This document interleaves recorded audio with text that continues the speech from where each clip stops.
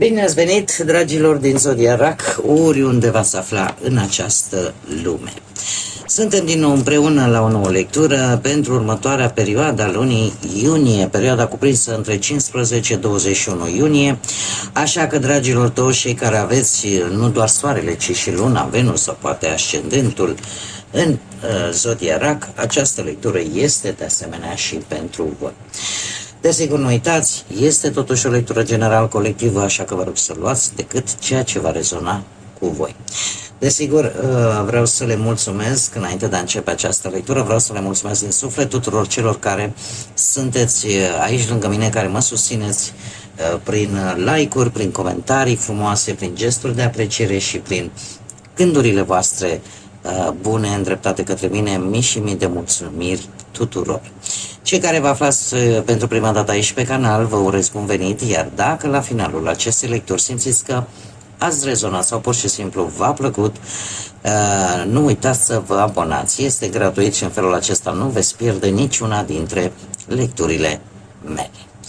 Și acum, dragilor, haideți să vedem care este energia voastră.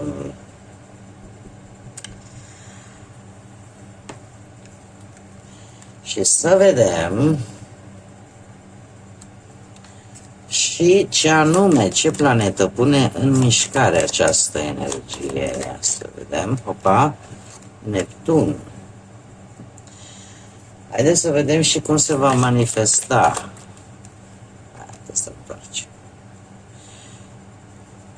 Cum se manifestă această energie? Feminin de balanță. Interesant, nu? Dragilor, este o săptămână în care există o energie mentală orientată mai mult către gândire, către comunicare, faceți mai multă analiză, vedeți lucrurile mult mai clar, încercați să ieșiți dintr-o stare de ceață mentală. Foarte multe, faptul că avem atât elementul aer cât și energie feminină de balanță, poate că unii dintre voi chiar aveți vreun ascendent în balanță, cu atât mai mult, dar apare, se folosește inteligența, nu vă mai grăbiți, nu vă mai luați după... Tind să cred că confuzia în această săptămână, chiar dacă l avem pe Neptun aici, nu prea o să fie chiar așa prezent, adică veți ști să separați, să puneți o graniță între ce este real și ce nu prea este. S-ar putea să obțineți niște reușite profesionale în această săptămână și nu numai pe parte profesională, eu aș spune chiar și pe parte sentimentală aici, mai ales și care sunteți într-o pereche. Haideți să vedem ce ne spune și tarotul. Ce vine pentru dragii mei din RAC în săptămâna 15-21 iunie. Începe și zodia voastră. Ce să vezi? Chiar pe 21 iunie intrăm și în solstițiul de vară.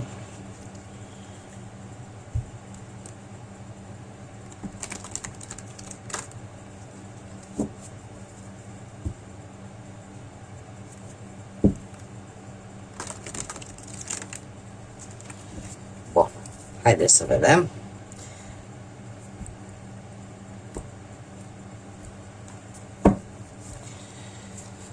Și avem așa un 9 de spade, clar, un 8 de cupe, avem un cavaler de monede, un 6 de spade. O să cam tăiați așa în carne vie, cum se spune. Haideți să și clarificăm un pic. Clarificăm, te rog, 9 de spade pentru dragii mei din RAC în săptămâna 15-21. Clarificăm 8 de cupe. Opa!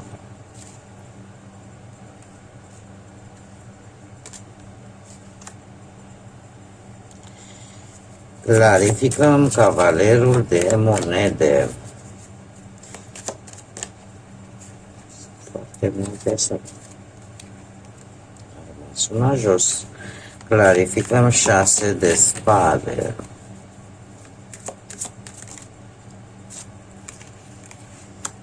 Clarificăm surpriza săptămânii. Dragilor, voi să știți că veți fi foarte curioși în această săptămână. Foarte curioși și foarte atenți în același timp. Nu merge cu lasă că mai vedem noi. Nu? La voi trebuie totul irațional și bazat pe logică, cel puțin în această săptămână. Și haideți să începem cu munca. La muncă sunteți destul de necăjiți. Și de ce? Pentru că probabil aveți aici o energie ori mai tânără decât voi, ori, nu știu, sunteți voi mai curioși și aflați tot felul de informații care vă cam aduc așa o stare de, cum să zic eu, de stres, de anxietate legată de muncă. E o îngrijorare excesivă vis-a-vis poate de un anumit job, de un anumit proiect. Poate că mai e și aici cineva care tot vă sperie și tot vă induce această stare.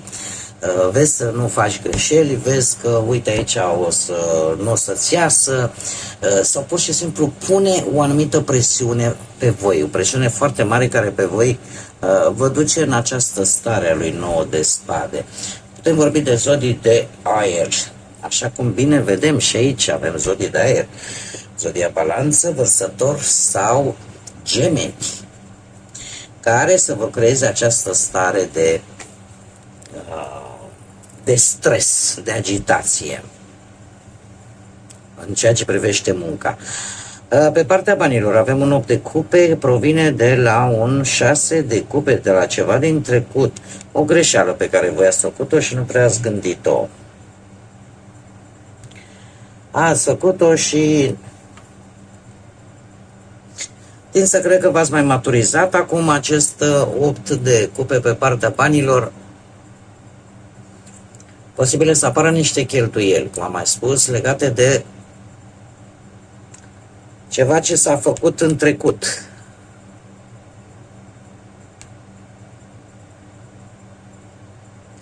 Nu știu, ați făcut vreo investiție care poate ți-a adus atunci un beneficiu pe moment și după nu prea. Ați încercat voi, nu știu, că să faceți poate, nu știu, obțineți niște bani într-un produs pe care l-ați făcut voi, de exemplu. Un fel de mică afacere, să spunem așa, dar care nu aduce sau nu a adus efectul scontat. Și în această săptămână cu acest 8 de cupe se pare că ori te gândești să renunți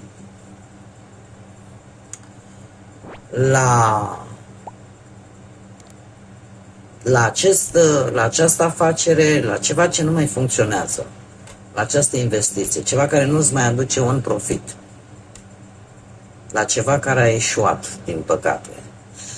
Se pare că evaluați foarte bine situația și vă dați seama exact ce merită să păstrezi și unde trebuie să renunți. Din câte văd eu, asta e o schimbare, da. O schimbare importantă pe plan financiar. Să renunți la ceva la care observ că nu te duce nicăieri. Acum, pe partea relației,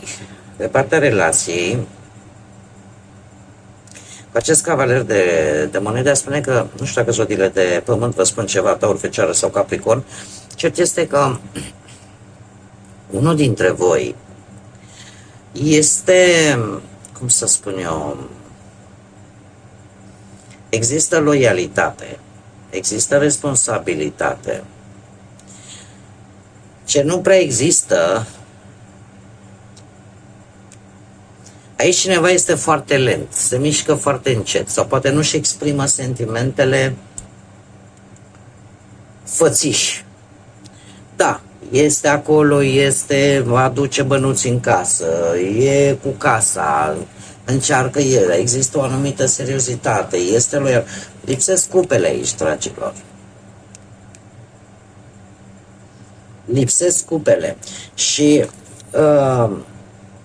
Steaua de fapt reprezintă și dorința voastră ca, nu știu, poate că unii dintre voi se mulțumesc decât, dom'le, dacă mi este loial, nici nu mai trebuie altceva.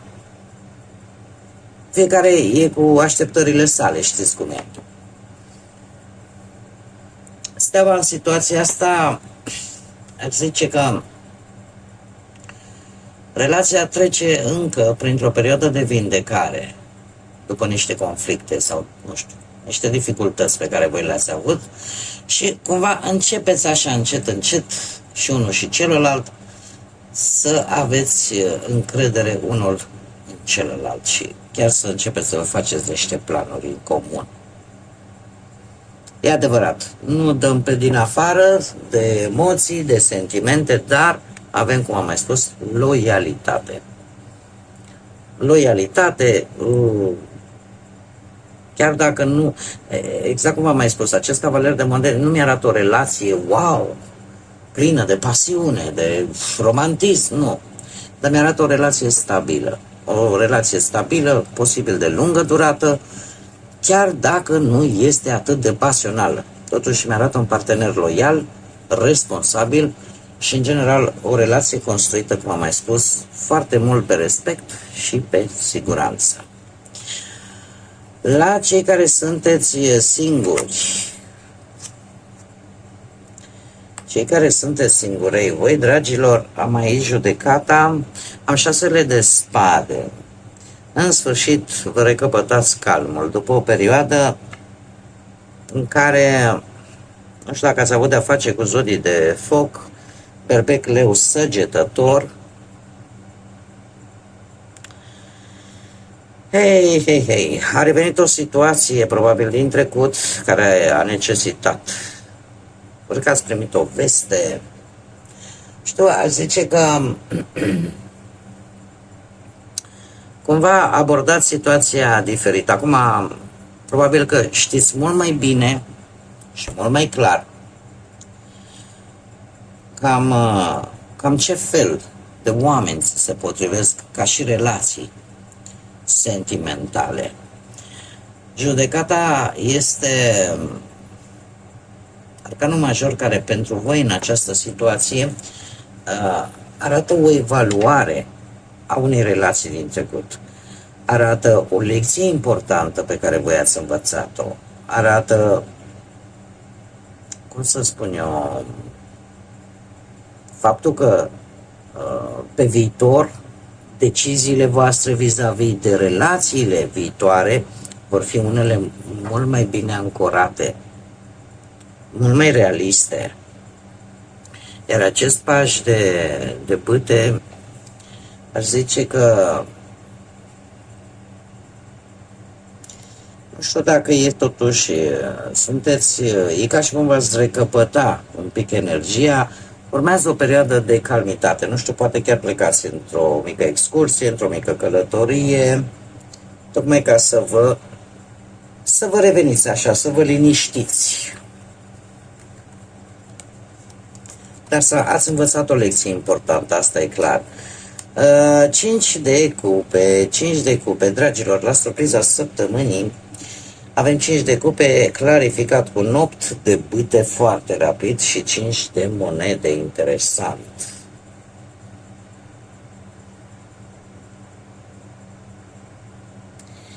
Interesant aici. Dragii mei, e posibil ca în această săptămână să primiți ceva foarte rapid, foarte neașteptat și foarte brusc. Cu 8-ul ăsta de bâte. Poate să fie, nu știu, o comunicare, o veste, un mesaj, o notificare chiar, sau un eveniment care se declanșează foarte rapid. De ce avem acest 5 de monede? Pentru că apare o lipsă temporară, o pierdere de resurse, nu neapărat bani. Poate să fie și energie, și ajutor din partea cuiva sau o ușoară instabilitate. Sentimentul ăla de cum să spun eu, că pierzi ceva. Acum, este ceva rapid și această pierdere, vestea asta poate să vă aducă și un soi de nesiguranță,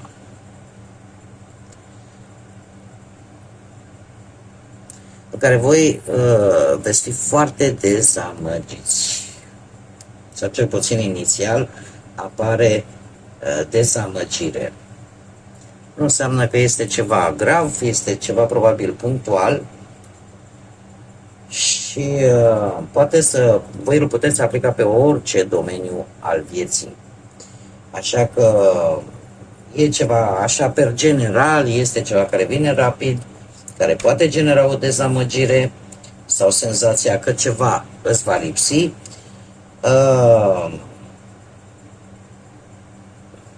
Aș zice că e mai mult o reacție emoțională mai intensă așa decât impactul real pe care îl are. E cum vă simțiți voi. Este mai mult decât practic ce vă va lipsi sau ce veți pierde.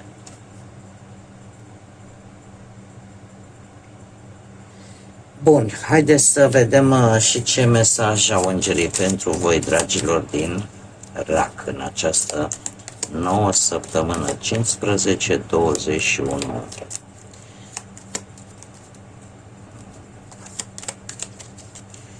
Care este mesajul pentru dragii mei din Rac? Multe, ia să vedem câte sunt. Nu te rog. Ho. 2, 4, 5. Hai să le lăsăm și să le citim pe toate. Și avem așa pe Lelahel, care spune așa: cineva se gândește la tine, dar și tu de asemenea te gândești la această persoană. Cumva sunteți unul, că voi, cât și cealaltă persoană, sunteți unul în gândurile celuilalt. Este o conexiune care încă n-a ajuns la o acțiune, la o manifestare. Dar asta nu înseamnă că nu există un fel de comunicare mentală, hai să-i spunem așa. Și îl avem pe Ceavachiah, care spune: există cineva pe care tu l-ai ofensat? E o întrebare. Caută și încearcă să te reconectezi cu această relație sau cel puțin să o lămurești. Mai avem iară pe Nitaiah. Fii atent la semnele și simbolurile pe care le vezi, pentru că ele îți vor oferi o nouă înțelepciune.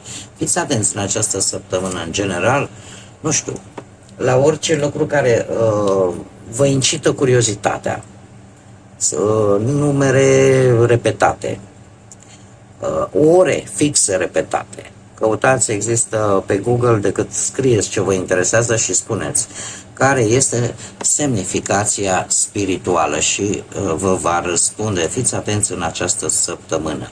Îl mai avem de asemenea pe Aladiah, care spune: a ține anumite lucruri pentru tine însăți, de multe ori este destul de dificil. Încearcă totuși în această perioadă să nu o faci, adică să încercați să... Probabil că unii dintre voi aveți tendința de a nu putea ține un secret sau un plan bine pus la punct și vreți, nu vreți, vă scapă gurița pe la stânga, pe la dreapta, pe la vecinul, pe la vecina, la o cafea nu știu pe unde și pe urmă te trezești că nu-ți iese. Aladiah, de fapt asta spune, că se pare că este foarte complicat să-ți ia anumite lucruri importante decât pentru voi, dar în această săptămână încercați totuși să faceți un efort, să nu dați din casă, cum spunea tata, Dumnezeu să-l ierte.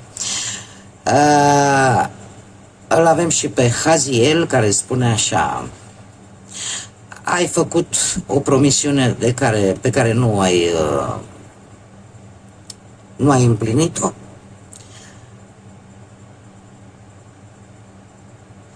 Ești îndemnat să-ți iei această promisiune. Dacă ați făcut o promisiune pe care nu ați îndeplinit-o, ar fi bine în această săptămână, pe cât se poate, spune așa că a ține promisiunile este de fapt o legătură. E vorba de o legătură importantă țineți o pata astăzi sau în această săptămână. Încearcă să vă țineți de această promisiune. Dacă ați făcut-o cuiva, încercați să vă țineți de ea, să o și îndepliniți. Bun, dragilor, cam acestea au fost mesajele pentru voi, pentru această nouă săptămână de iunie. Vă mulțumesc tare mult că ați fost alături de mine și chiar dacă 21 iunie începe zodia voastră, începem solstițiul de vară și e o singură zi în care nu știu câți dintre voi o să sunteți născuți. Eu vă zic la toți și născuți în această zi de 21, la mulți ani. Să fiți sănătoși, bucuroși, voioși și să aveți parte de o zi de naștere minunată. Pe de altă parte, pentru toată lumea, vă mulțumesc că ați fost alături de mine, iar până la următoarea noastră reîntâlnire, nu uitați, suflete frumoase, să gândiți înalt, să zburați înalt și să lăsați desigur ca pacea, liniștea, credința și lumina să vă însoțească la fiecare pas.